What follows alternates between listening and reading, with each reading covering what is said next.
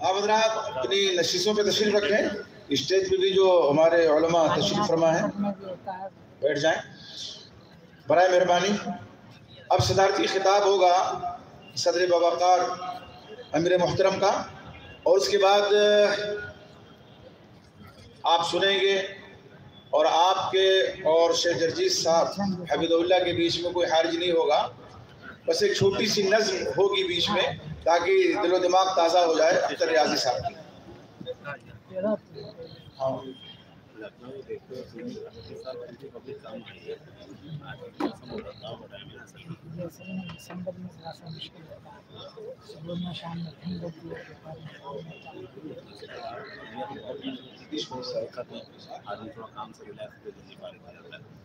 آئیے میں بڑے ادب و احترام کے ساتھ گزارش کر رہا ہوں حضرت الشیخ جناب مولانا عسکری امام مہدی سلفی مدنی حفظہ اللہ سے آپ تشریف لائیں اور صدارتی خطاب سے ہم سب کو معزوز فرمائیں۔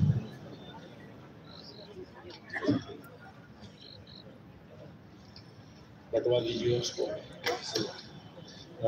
یہ کون چھوٹی ہاں یہ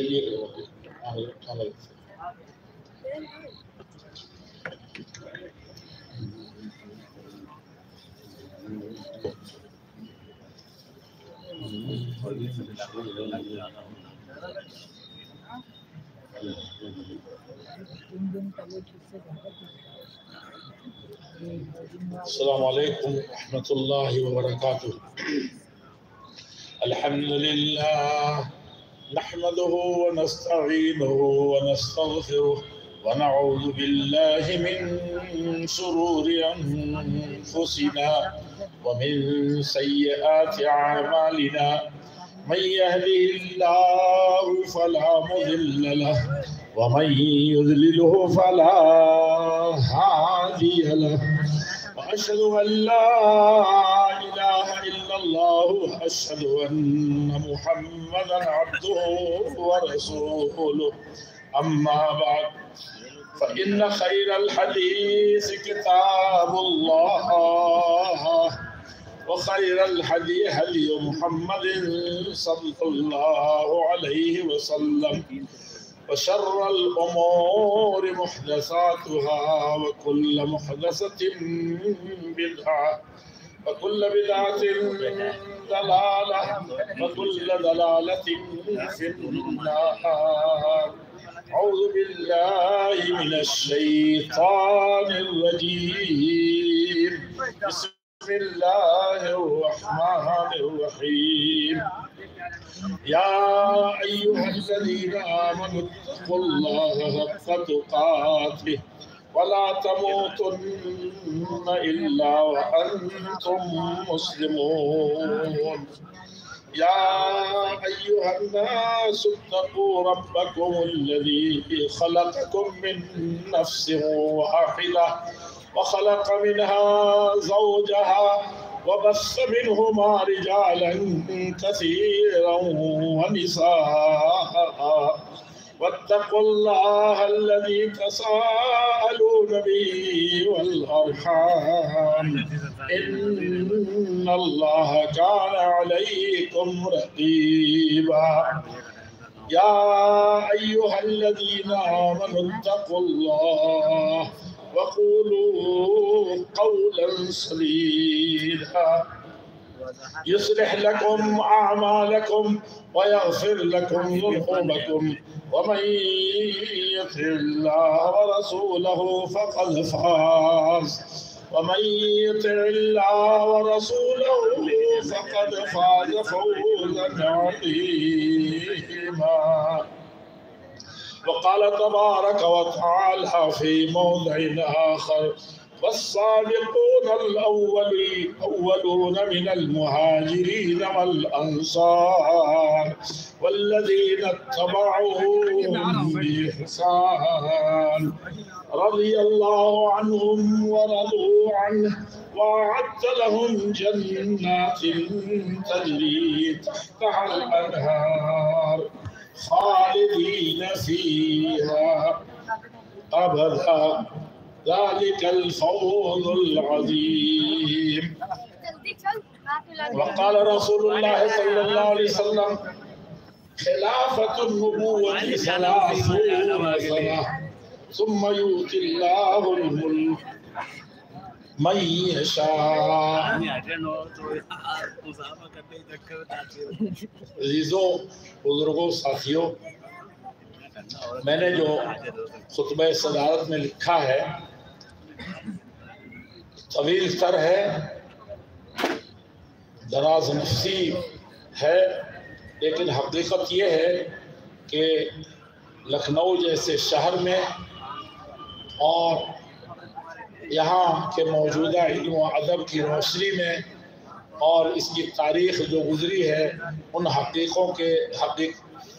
حقیقت کے آئینوں میں، اور سب سے بڑی چیز یہ ہے کہ جماعت اور جمعیت کن حالات سے گزری اور یہاں علم و فن کے کیسے کیسے بوٹے اور کس طرح کے باغات لگائے گئے، اس کے بھرگوبار آئے، ان سب چیزوں میں تشنگی رہی، اور یہ قصہ بڑا طویل ہوتا جا رہا تھا اور اس کو اس وقت پڑھا بھی نہیں جا سکتا۔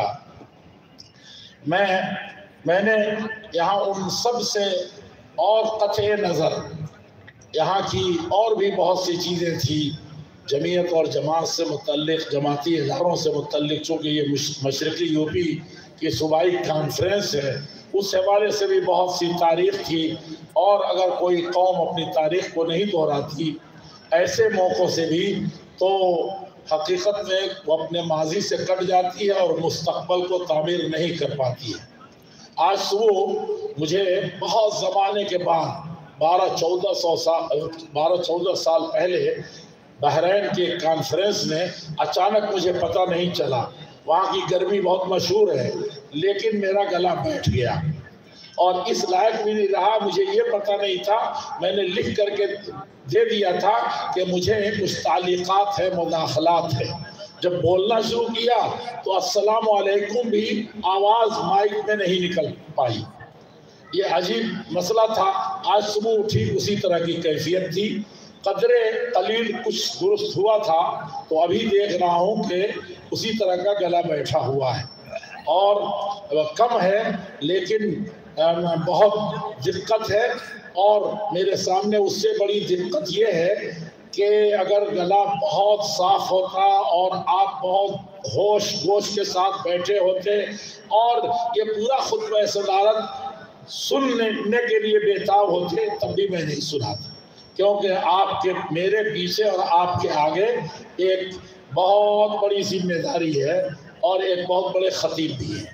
اس خطیب کے سننے کے لیے پورے ہندوستان میں جہاں کہیں بھی ہو خاص طور پر کل توجہ ادھر ہوتی ہے، اسی لیے وہ آئے اٹھ کر کے کہ نہیں، آج خطبہ صدارت بعد میں اور میری تقریر پہلے۔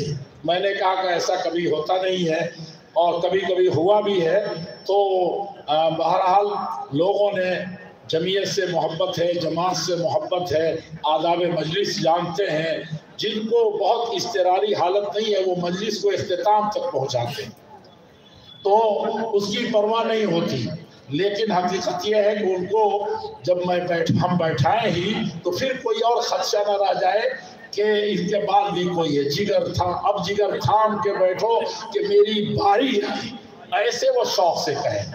اور صدر کی مجبوری یہ ہوتی ہے کہ وہ سب کو جو کہتا ہے کہ مختصر کرو، ایسے کرو، جس کو چاہتا ہے کہتا ہے کم کر دو، جس کو چاہتا ہے زیادہ کر دو، اور اس کو اتنا اختیار کبھی کبھی ہونا بھی چاہیے، لیکن صدر جب خود ہی اس کے سامنے آگار پچھاڑ اور بہت سے مسائل ہوں کہ آگے، تو اس وقت وہ کیا کہے گا؟ وہ یہی کہتا ہے، وہ یہ بھی نہیں کہہ سکتا کہ ذرا سی دیر ہی ہو جائے گی تو کیا ہوگا، گھڑی گھڑی نہ اٹھاؤ نظر کھڑی کی طرف، اتنا بھی کہنے کی گنجائش نہیں رہتی۔ تو میں اس میں سے حقیقت یہ ہے کہ پڑھوں گا نہیں اور تقریر بھی نہیں کر سکوں گا۔ میرے سامنے جب کتاب یا کوئی پرچہ ہوتا ہے تو میرے لیے تقریر کرنا بڑا مشکل ہے، جب اس کے اندر طاق دیا تو تقریری صلاحیت چلی جاتی ہے، یعنی جو کہنا چاہتے ہیں اس کو بھول جاتے ہیں۔ میں آپ سے یہ کر رہا تھا کہ صبح میں نے خطاب کر لیا، यानी सूबाई जमीयत अहले हदीस मशरिक़ी यूपी के अमीर मोहतरम हाफिज़ अतीक़ुर रहमान तैयबी साहब, नाज़िम आला मौलाना शहाबुद्दीन साहब और मरकज़ी जमीयत अहले हदीस के सरपरस्तान का भी ज़िक्र आया है। चूँकि तवक्को थी कि सब लोग आएंगे, नाज़िम आला का भी ज़िक्र मैंने कर दिया था और नाज़िम मालियात तो अभी सुन ही रहे थे। मैं अच्छा हुआ कि उनसे बात कर रहा था, नहीं तो उनकी तकरीर और पहले कहता कि ख़त्म कर दो वो। लेकिन मुझे कभी ख्याल आता, उनको रोक देता हूँ कि वो मरकज़ की तारीख मेरे ख्याल से 45 साल, 45, उनकी उम्र कितनी होगी आप लोग बताएं। वो जब एक मौके से कहा था उन्होंने, जब मरकज़ी जमीयत में मैं आया था, कि 45 या 47 साल से इस जमीयत के साथ हों। हम लोग इस्लाम की कदर नहीं हमारी नज़र में, खुलफाए राशिदीन को लगता है दूसरों के लिए सुना रहे हैं, उनकी ज़िंदगी के खत व खाल हम दूसरों के लिए पेश कर रहे हैं। लक़द कान लकुम, आप सबके लिए, हिंदुओं के लिए है, सिखों के लिए है, ईसाइयों के लिए है, यूरोप के लिए, अमेरिका के लिए है, अरबों के लिए नहीं है, मुसलमानों के लिए और आम मुसलमानों के लिए नहीं है। लगता है कि उसके लिए सीरत तैयबा पेश कर रहे हैं।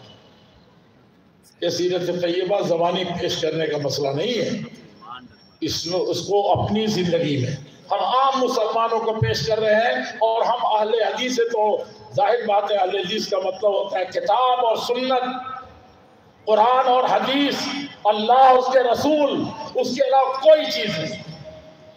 भूल जाते हैं कि इसके असल मुखातिब मैं हूँ और मेरा नफ्स है, मेरा ज़मीर है।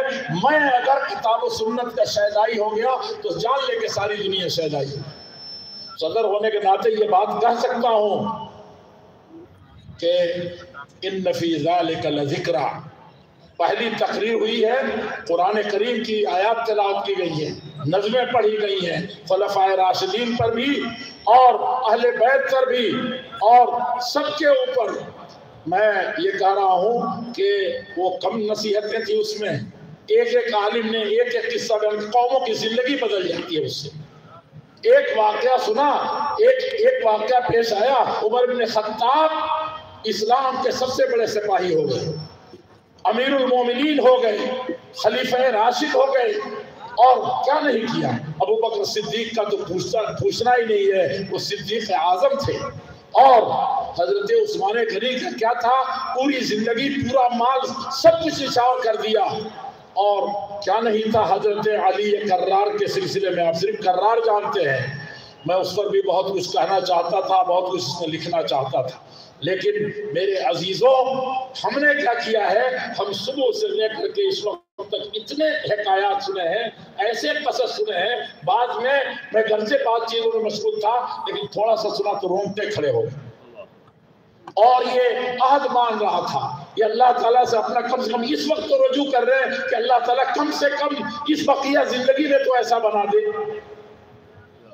हम तकरीरें सुनने, अल्लाह जल्ल शानो फरमाते हैं, एक दो वाक़यात, नाम तो बहुतों का लिया था, लेकिन वाक़यात भी एक नहीं सुनाए, सिर्फ बताया कम अहलकना मिन क़ब्लिहिम मिन क़र्निन हुम अशद्दु बासन फनक़्क़बू फिल बिलाद हल मिन महीस।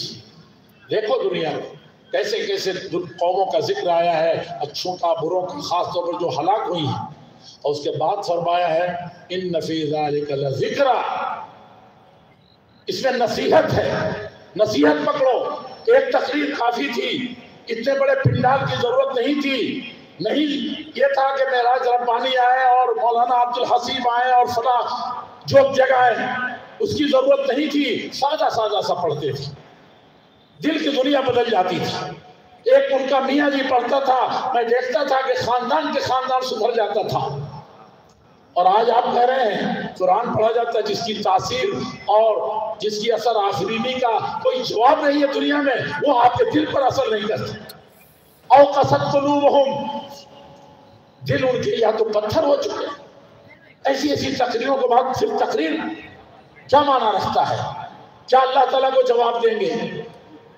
हुज्जत तमाम हो चुकी है और बार बार हो रही है। सिर्फ जजीर साहब की तकरीर सुनने के लिए ऐसा न को हुज्जतुल लका, अगर ये आपके लिए दलील नहीं बनी, आपका रास्ता नहीं खोल दिया, اور خلفائے راشدین کے سلسلے میں جو بھی بات ہوئی ہے، اگر ہماری زندگی میں انقلاب پیدا نہیں کیا تو حجت علیکا، یہ آپ کے گلے کا ایسا فندہ بنے گا کہ آپ جواب نہیں دے سکتے۔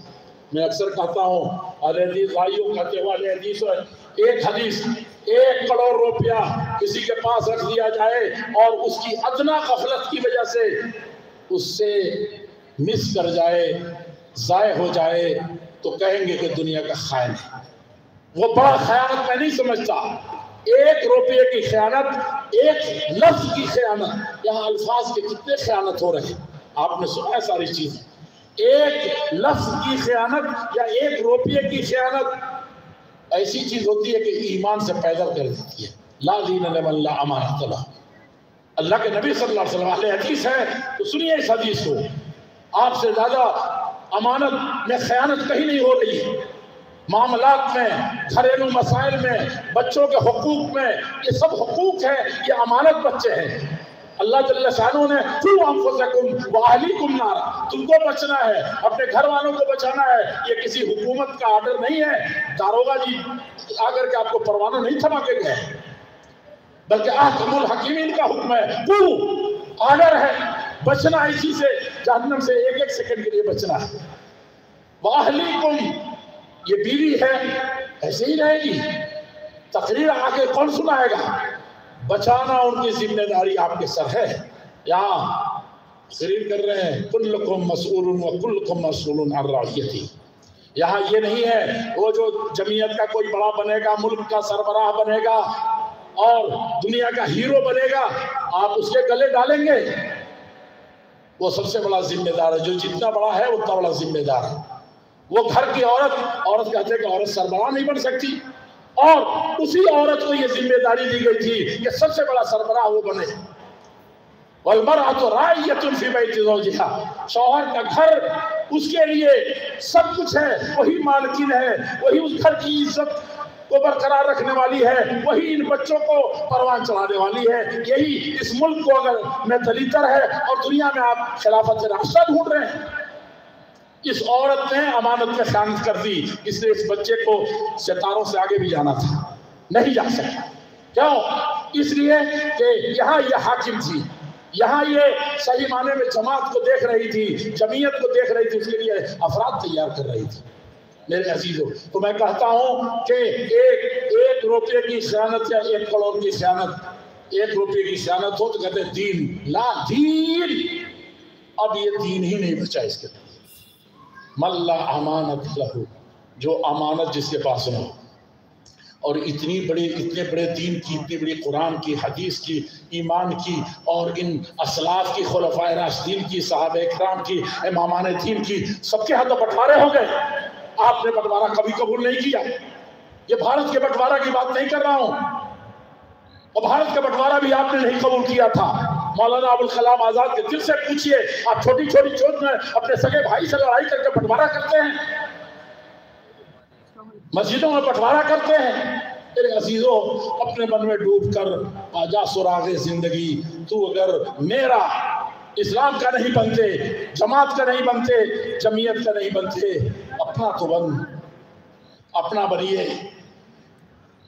بٹوارہ ہر جگہ بٹوارہ کر لے، سبوں نے بٹوارہ کیا، مسلک کی بنیاد پر، دین کی بنیاد پر، ایمان کی بنیاد پر، جغرافیہ کی بنیاد پر۔ آپ نہیں تھے، اس دیش کی کہانی بھی یہی ہے۔ اللہ ابوالکلام آزاد جا نہیں رہے تھے، کیبنٹ پلان کہا کہ نہیں گاندھی جی میں نہیں جاؤں گا، اس وقت ضروری ہے کہ سب سے بڑے فتنے کو روکا جائے، بٹوارے کو۔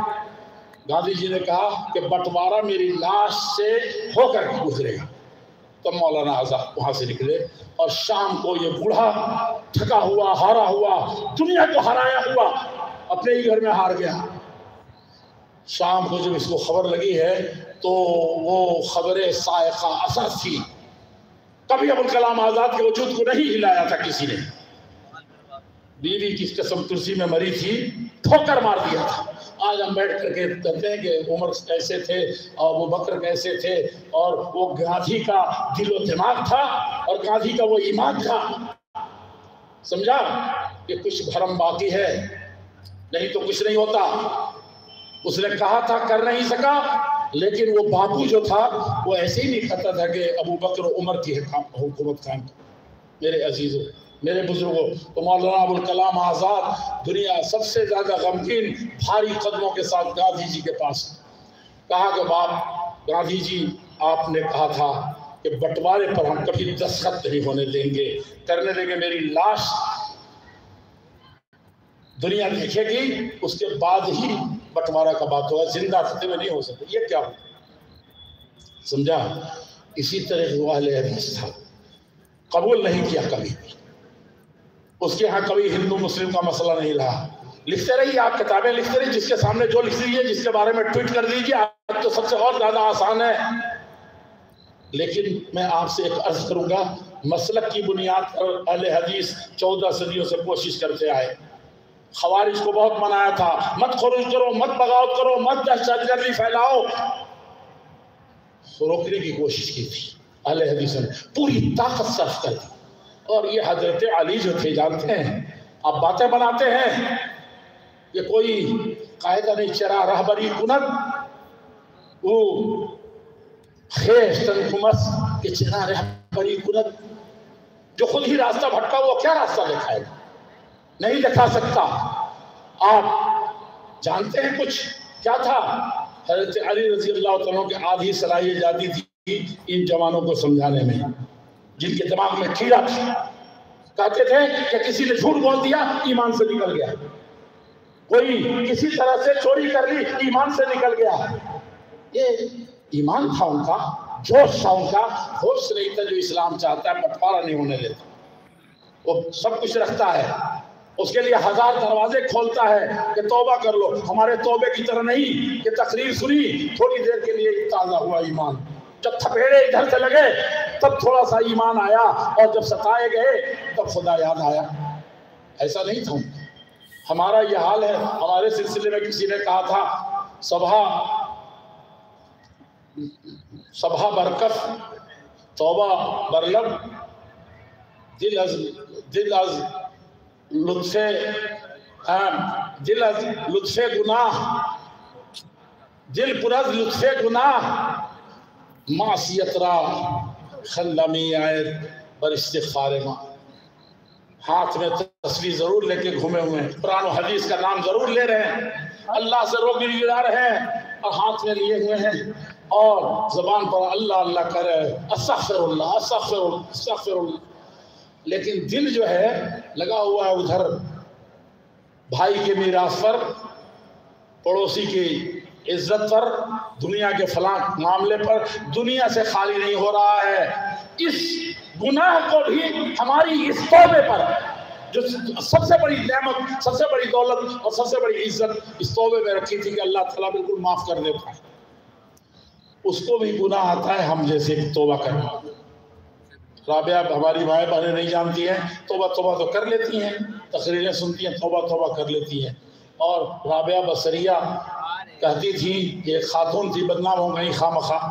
اب آپ لوگ اس تصوف کو آپ نے ایسا چھوڑا کہ ایسے آزاد ہو گئے کہ تو بتائیے.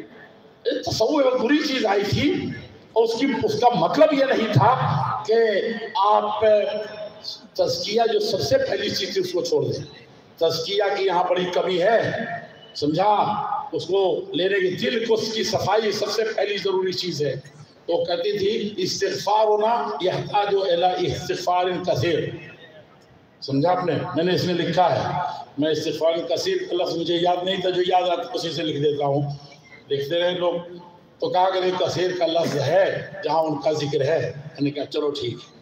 کہا کہ ہم جو توبہ کر رہے ہیں اس وقت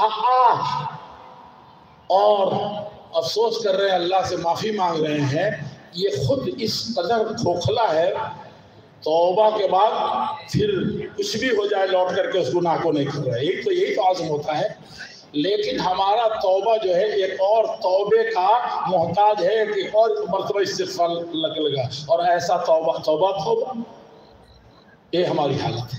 میرے عزیزوں، میرے بزرگوں، میں تقریر نہ کر کے، میں لکھنؤ کی تاریخ بھی نہ بتا کر کے، یہ سرزمین بڑی زرخیز تھی، اس کے بارے میں چھوڑیے. یہی سرزمین ہے جہاں سے یہ مسلم یونیورسٹی دیکھ رہے ہیں، یہ یو پی والوں کا دین ہے. ادھر بھی دیکھیں گے ایک تو بڑے دارالعلوم ہیں، یہیں کے لوگوں کا دین ہے، البتہ یہ جو ہے وہ کہیں اور کے لوگوں کا دین ہے، وہ جانیے اور اس کو سمجھیے، سمجھنے کی ضرورت ہے۔ میں مسلک اور یہ سے ہٹ کر کے آپ ایک ایسے ذریعہ ہیں جس میں سب کو سمو سکتے ہیں، آپ چاہیں تو سب کو شیر و شکر کر سکتے ہیں۔ ایک زمانہ تھا کہ آپ کے نام پر سب سے زیادہ لوگ برا سمجھتے تھے، سب سے زیادہ برے آپ تھے، کافر سے زیادہ بدتر سمجھا جاتا تھا، لیکن آپ کے اخلاق عالیہ نے فتح کر لیا، اور جو دلوں کو فتح کر لے وہی فاتح زمان۔ سمجھا آپ نے؟ سب سے زیادہ خراب، سب سے زیادہ بدترین دنیا نے کہا تھا، آپ ایسے نہیں تھے۔ کہا کہ ابوالکلام آزاد یا اہل حدیث تھا، یہ کیسے ہو سکتا ہے؟ شاہ اسماعیل شہید دربار میں بلایا تھا، بی اماں نے بلایا، جو سارے سب تھک جاتے تھے، بادشاہ بھی تھک جاتا تھا تو کسی عزت والے کو وہاں بلایا جاتا تھا۔ شاہ اسماعیل شہید کا اخلاق، ان کا طرز، ان کی تقریر کا، معاف کیجئے گا آپ لوگ، ان کی تقریر کی جو حالت تھی اس شاہی دربار میں دل کو موہ ہو جاتا تھا۔ ہم بھی تقریر کرتے ہیں، کوئی ضروری ہے کہ ادھر کریں اور ادھر کریں، ادھر کریں نہیں، سیدھی سیدھی قرآن و حدیث کی بات سنائیے، دلوں میں اترنے والی بات کیجیے، اور کسی پر چھینکے مت کسیے۔ کبھی آپ ایسا نہیں ہو سکتے۔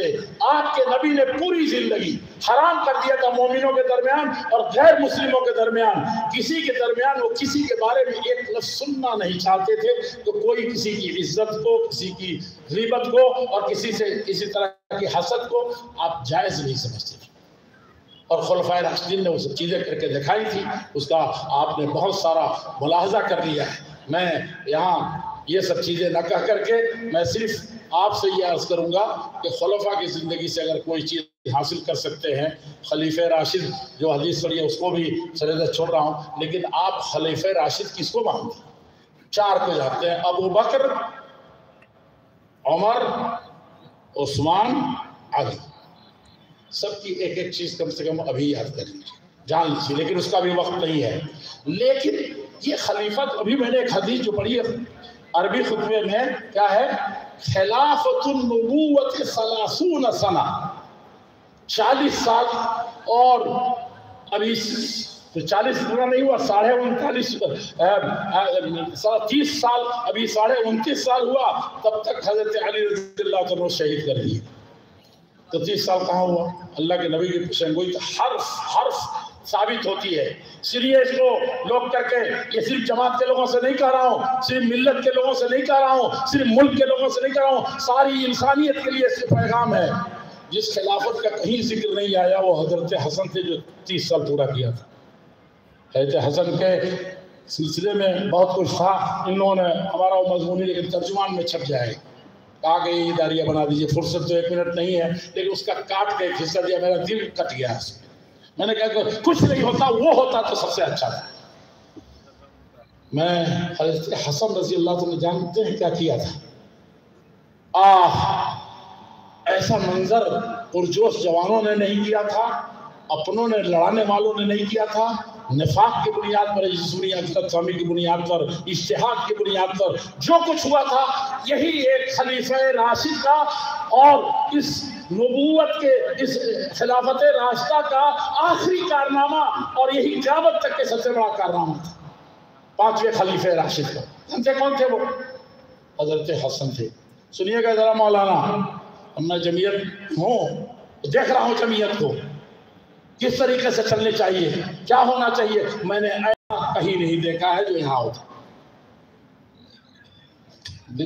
دوسروں کو برداشت کرنے کے لیے آپ پیدا ہوئے تھے، ساری دنیا کو لے کر کے چلنے کے لیے، اپنے کو نہیں برداشت کر پا رہے، اپنے بھائی کو، ناظم امیر کو نہیں برداشت کر رہا، امیر ناظم کو نہیں برداشت کر رہا، سگا بھائی کو نہیں برداشت کر رہا، کیا دوسروں کو پیغام دیں گے آپ؟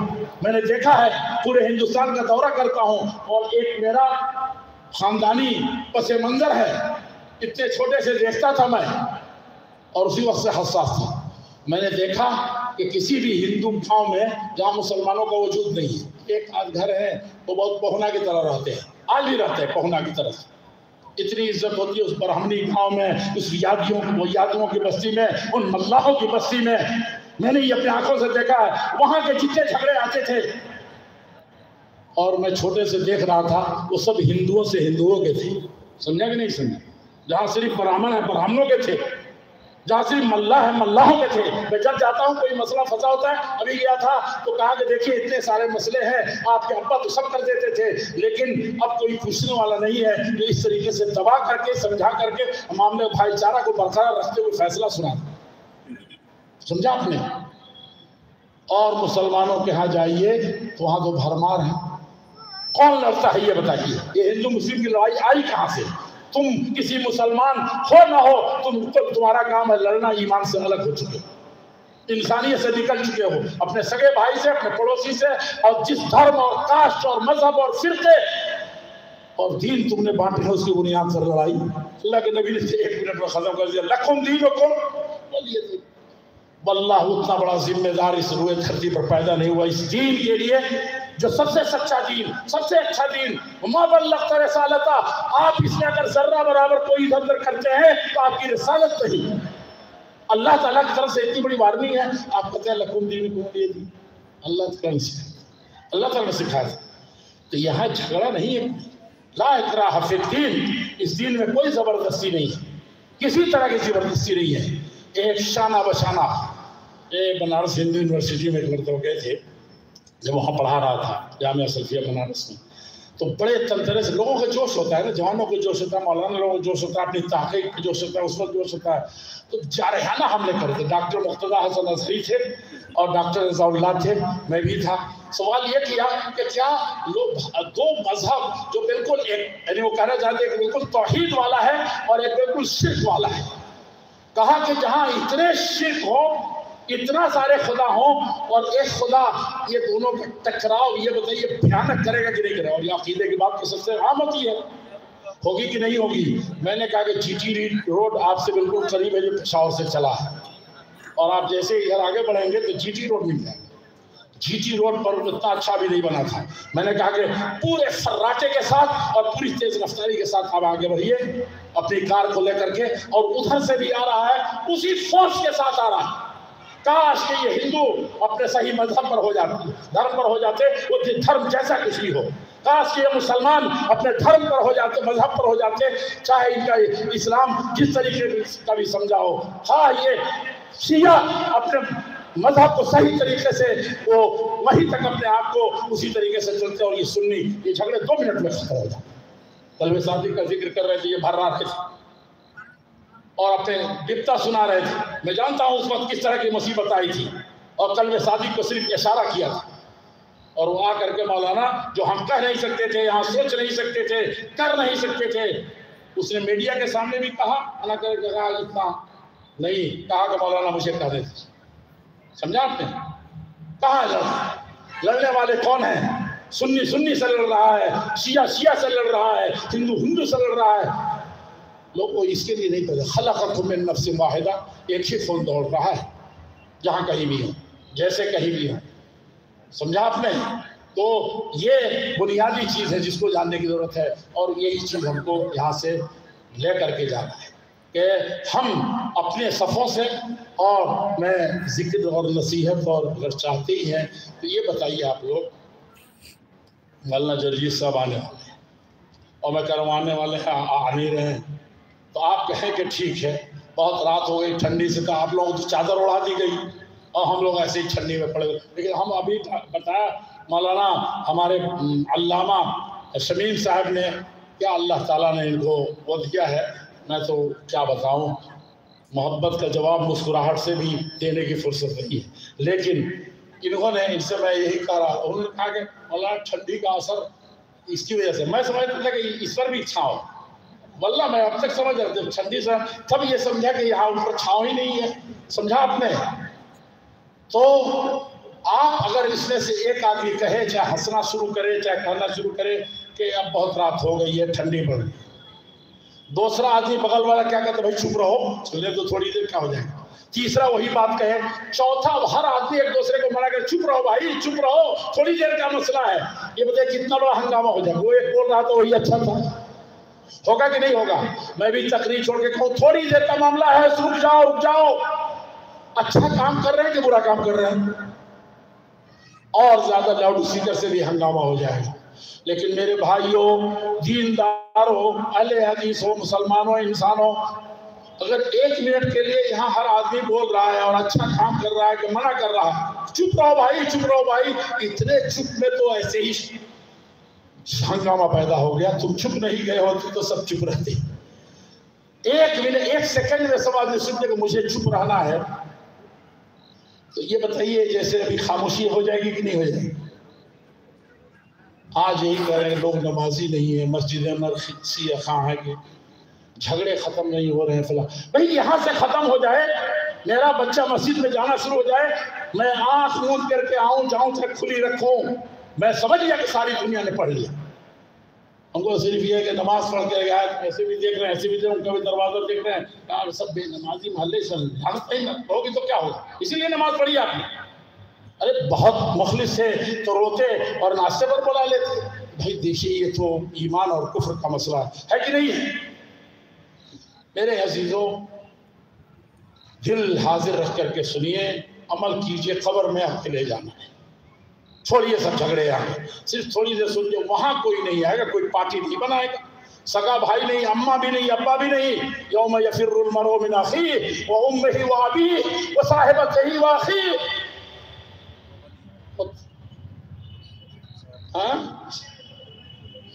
وصاحبتہ وبنیہ. میرے عزیزوں، سب یہ چیزیں ہیں. اکیلے قبر میں جانا ہے.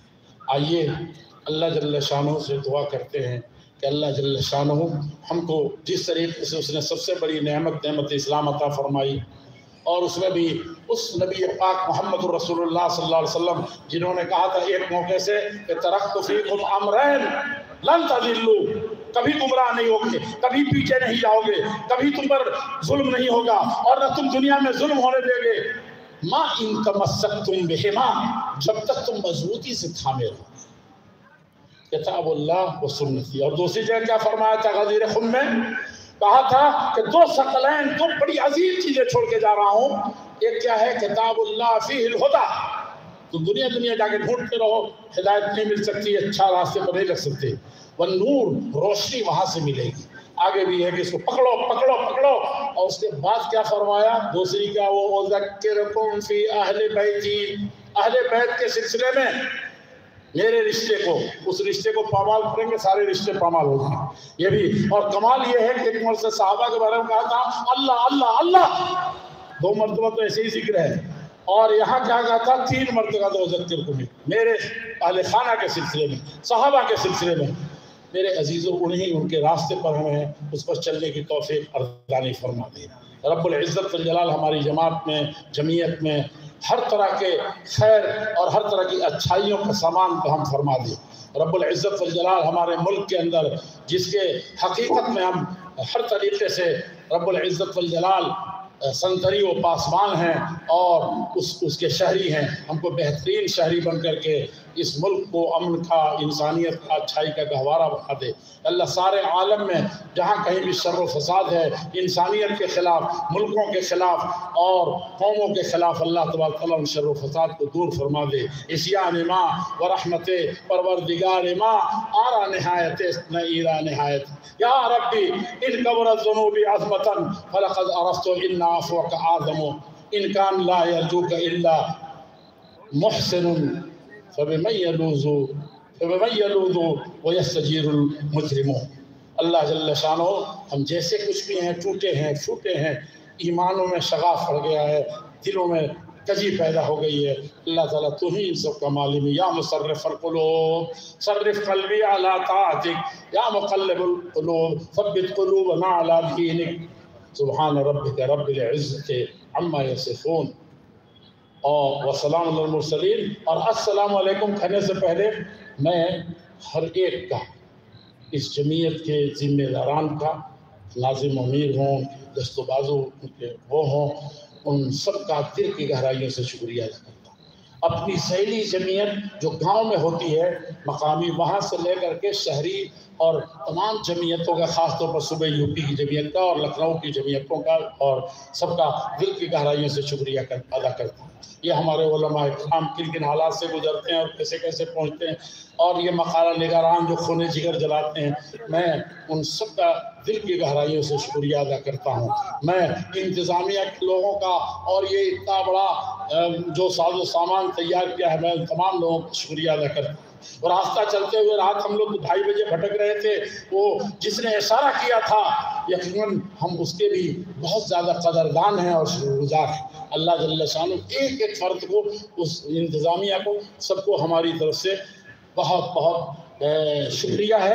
اللہ جل شانہ قبول فرمائے، بلکہ ہم سب مل کے اللہ جل شانہ شکریہ ادا کریں کہ وہی داتا ہے، وہی دیتا ہے، اور منت بنے خدمت سلطان حمید کنی منت ازو ثنا اس کی خدمت بذاست۔ والسلام علیکم ورحمۃ اللہ وبرکاتہ۔ جزاکم اللہ خیر، بارک اللہ فیکم۔ دیتے ہیں ہمارے میرے محترم حفظ اللہ، بس 1 منٹ آپ کے لیں گے، اس کے بعد شیخ جدید صاحب آپ کے درمیان تشریف لائیں گے۔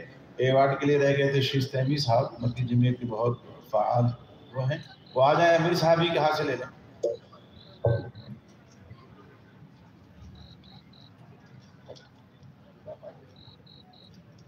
شادی کو آتی ہے یہ کیا